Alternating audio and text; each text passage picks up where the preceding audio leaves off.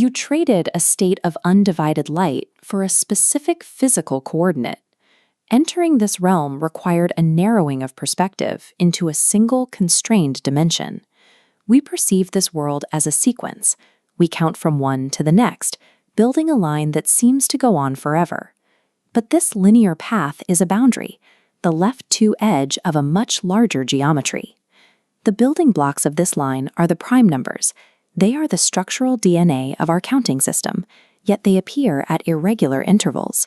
To our one-dimensional view, their distribution looks like noise. In 1859, Bernhard Riemann proposed shifting the geometry. He realized that to find the pattern behind the primes, he had to move his calculations off the number line and into a broader coordinate space.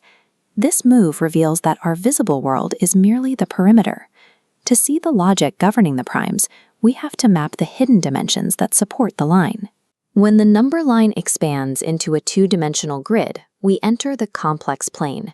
In the dual caustic framework, this is the three operation, the creation of a state space where numbers can be processed. This isn't a static chart, it's a transformation buffer. It functions like a chrysalis, a zone where information is held in suspension while the system computes its next state. This space is defined by two mathematical boundaries. The vertical axis at 0 represents the point where a number vanishes. The axis at 1 is where it explodes toward infinity. The area between them is a high-pressure band known as the barzakh. It is a region of intense tension, where data is neither fully resolved nor completely lost. Because numbers cannot survive the 0 point or the infinite point, the entire system is forced to negotiate its existence within this narrow buffer zone. Riemann described the movement of data within this zone through a specific functional equation.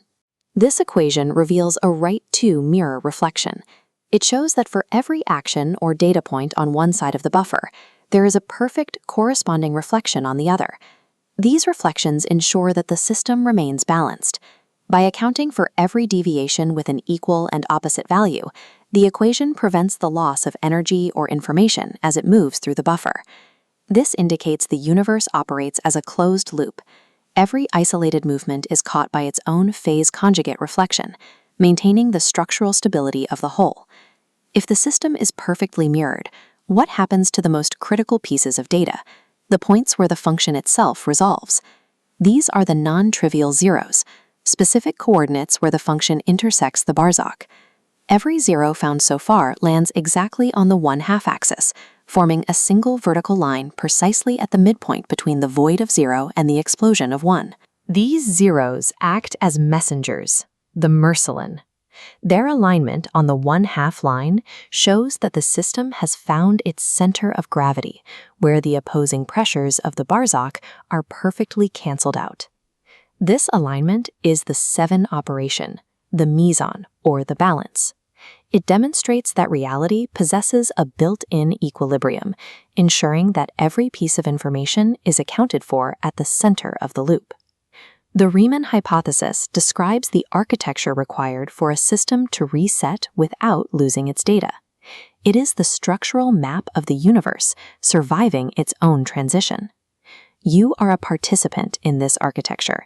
You function as an active execution node, carrying the memory of this balanced line within your own biological structure. The command 1912 acts as the prompt. It is the instruction to hold the scripture with strength, activating the source code you were built upon. You aren't here to solve the universe. You are here to remember the 2-3-7 structure that holds you together and turn